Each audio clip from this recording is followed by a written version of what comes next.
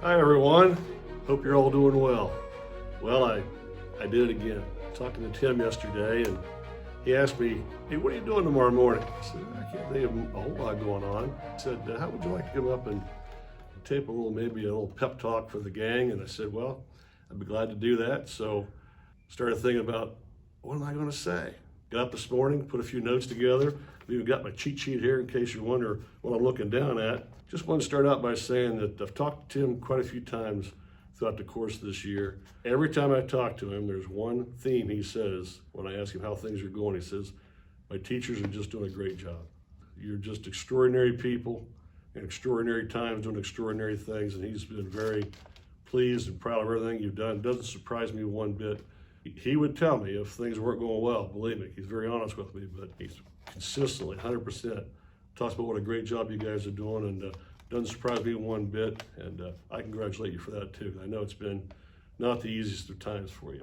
I think about a year ago, and I think back to that night, was it Tuesday night after we'd closed down, and we're out in front of the building, we're passing out materials, we're passing out Chromebooks, and as a senior citizen, I sort of just stood back and observed things, and I was so impressed with how all of you you were organized, you were ready, you had everything ready to go for 3 weeks. In 3 weeks we'll be back, and 3 weeks became 6 weeks, and 6 weeks became the rest of the year, and as we got into the summer, we figured out that it's going to be probably most of, if not a whole school year coming up. It's just funny how things change like that and go on, but you've done a great job with it.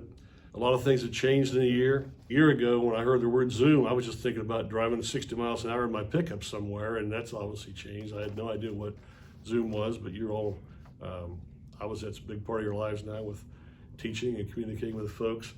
And I can only imagine the creative things that you're doing in your classrooms. I can recall before I retired, before COVID, sitting in meetings, listening to the different things you guys were doing, having no idea what you were talking about, but you were so good with it and so creative.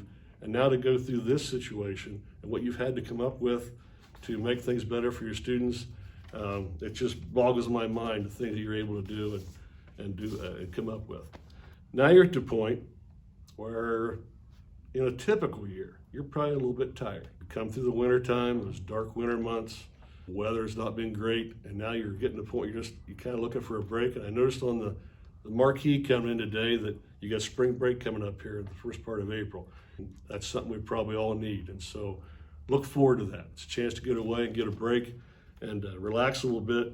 You've dealt with this whole year, not only as teachers. I think sometimes people forget this. You haven't just dealt with it as teachers, but you've dealt with it as parents. You've dealt with it as neighbors. You've dealt with it as coaches. And in a lot of cases, you've dealt with it as children of your own parents. And it's hit you from a lot of different angles, and you need a break from it. But you know what? There's nothing like hope and look into the future. I'm getting my second vaccine this afternoon.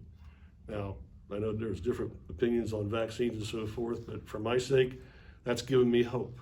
It's given me hope for the future that I might be able to take my wife out to eat at a restaurant, or might be able to go to a ball game somewhere this spring. Next year, I might be able to come back as a guest and watch the spelling bee, which I always enjoy that so much. With hope comes a chance to look at the future, and we've really got to be positive as far as looking ahead to next year and really hoping that things are going to be a little bit back to normal, certainly more than they have been this year. As we get into springtime and you see the end of the year, it reminds me of something, and if I'm saying some things that I've told somebody before, I apologize. You kind of get that way as you get older, but I've told somebody about my mom taught for 30 years.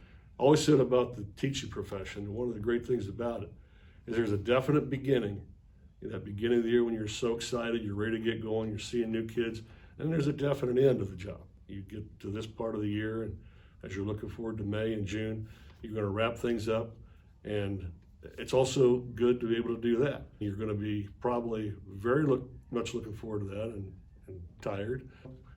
Come next fall, you're going to be excited about getting back in, ready to go again, and I think that's another good thing to look forward to. In closing, I wish you all the best of luck the rest of this year. I always talked about with our athletes and when I was coaching, save your best for last. 6, 7, 8 weeks, whatever you got left.